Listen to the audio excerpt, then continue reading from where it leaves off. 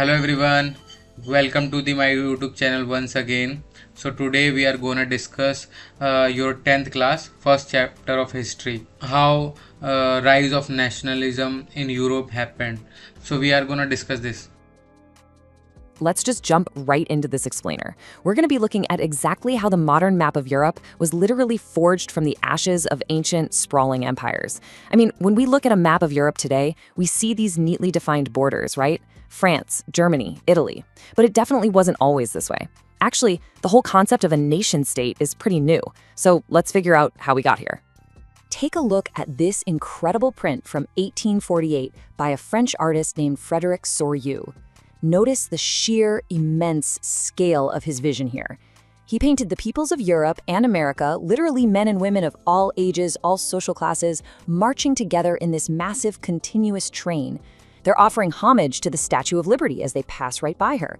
And oh, notice what's on the ground in the foreground there. It's the shattered, broken remains of the symbols of absolutist monarchs. We're talking crowns and scepters just lying discarded right there in the dirt. Now, we've got to keep the context in mind. Souriau's painting was what we call a utopian vision. That means it's a vision of a society so ideal, it's pretty unlikely to actually exist. Because, let's be real, back in 1848, a world neatly divided up into democratic nation-states where you could point on a map to an independent Germany or an independent Italy, that was just a dream. It absolutely was not the reality on the ground. So how did this massive dream actually begin to materialize? Well, that brings us to Section 1, Defining the Nation, moving from abstracted dreams to concrete identity.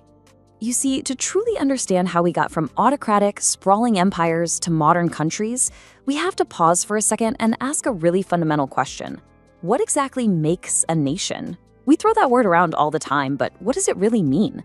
Is a nation simply a group of people who happen to share the same language? Do they have to share the same religion or just live on the same piece of land? Or is it something much deeper, something way more complex? Back in an 1882 lecture, the 19th century French philosopher Ernest Renan really pushed back against the idea that a nation is just about language or territory. He argued, and I quote, "A nation is therefore a large-scale solidarity. Its existence is a daily plebiscite." Now, a plebiscite is a direct vote, so his crucial point here is that a nation isn't just geography. It's a kind of social capital. It's built on shared sacrifices in the heroic past and a daily conscious choice by the people to stay united in the present. Which takes us to Section 2, the French Revolution's spark, forging the first modern collective identity. Let's jump to 1789 and see how this actually played out in reality. The French revolutionaries didn't just overthrow an absolute king, they fundamentally, completely changed the identity of the people themselves. Look at this list of highly deliberate measures. They actively promoted the ideas of la patrie, the fatherland, and le citoyen, the citizen. They totally scrapped the old royal standard for a brand new French tricolor flag. They created uniform laws for all citizens and abolished internal customs duties to unify the whole economy. They even went so far as to adopt a common French language, actively discouraging any regional dialects. They were artificially, but incredibly effectively, forging millions of completely diverse subjects into one cohesive French nation. Let's move on to Section 3, the Napoleonic era, the paradox of the conqueror and the reformer.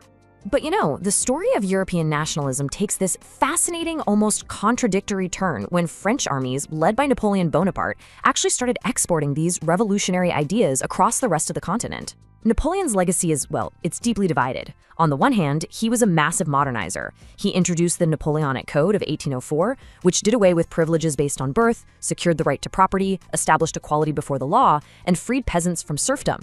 He brought modern, rational administration to places like Switzerland, Italy, and Germany. But the oppressive realities quickly caught up. He destroyed political democracy, he forced massive tax increases to fund his endless wars, imposed strict censorship, and honestly, worst of all, forced the newly liberated populations into conscription in the French armies. That inevitable backlash is perfectly captured in this satirical cartoon right here from the era. It shows Napoleon's eventual downfall after he lost the Battle of Leipzig in 1813. He's being mocked as a courier, like a postman, rushing home to France. And if you look closely at the letters dropping out of his bag, each single one represents the various European territories just slipping from his grasp. Local populations, totally fed up with the oppression, had turned violently against French rule. And that brings us to Section 4, Europe's patchwork empires, the chaotic world before the nation-state. Okay, before we see how nationalism finally triumphed, we really need to understand just how incredibly divided the old autocratic world was. Just take the Habsburg Empire as a prime example. As you can see, this wasn't a nation. It was a dizzying patchwork. You had the Alpine regions and Bohemia dominated by a German-speaking aristocracy. Down south, you had the Italian-speaking provinces of Lombardy and Venetia. Over in Hungary, half the people spoke Magyar and the rest spoke all sorts of varying dialects. In Galicia, the aristocracy spoke Polish. And surrounding all of them were diverse subject peasant peoples like Slavs, Croats, and Slovenes. The only thing holding these vastly different groups together wasn't some shared culture. It was forced allegiance to one single emperor. Moving into Section 5, the liberal middle class, the economic engine of national unity. So what was the actual catalyst that finally began to shatter those massive patchwork empires? It was a brand new, highly powerful social class. For centuries, power was held by a tiny, landed aristocracy who farmed their vast estates using peasant serfs. But as industrialization kicked off in England and swept across France and the German states into the 19th century, economic power fundamentally shifted. We see the emergence of a new commercially minded middle class made up of industrialists, businessmen, and professionals. And it was exactly this educated middle class that started demanding national unity and the absolute abolition of those old aristocratic privileges. For this new middle class, a totally new ideology took hold: liberal nationalism. It stood for freedom for the individual, equality of all before the law, and government by consent. But remember, this wasn't just some high-minded political philosophy. It was highly practically necessary. Think about it. If you're a businessman trying to sell goods, dealing with dozens of different regional currencies, custom barriers, and constantly varying weights and measures, that is an absolute nightmare. Uniform laws and a single national currency were absolute necessities to move your goods and capital freely. They literally needed a unified nation to do unified business. We do need to be really careful with the word liberal in the 19th century context, though. Their version of equality was heavily restricted. Equality before the law did not mean universal suffrage, no way. The right to vote was exclusively reserved for property-owning men. Men without property, they were entirely excluded from political rights. And under systems like the supposedly modern Napoleonic Code, women were completely shut out of the democratic process, reduced to the status of a minor and entirely subject to the authority of fathers and husbands. Let's return here to Soryu's utopian painting from the very beginning of the explainer. Look closely at the foreground once more. The shattered crowns, the torn banners, the symbols of absolutist rule just lying discarded right there on the ground.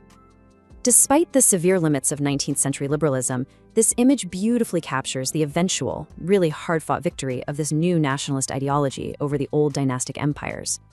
It was definitely a messy, contradictory process, but the very idea that people should be governed by consent within their own nation-state, that permanently reshaped the map of Europe. Which leaves us with a final, pretty provocative thought.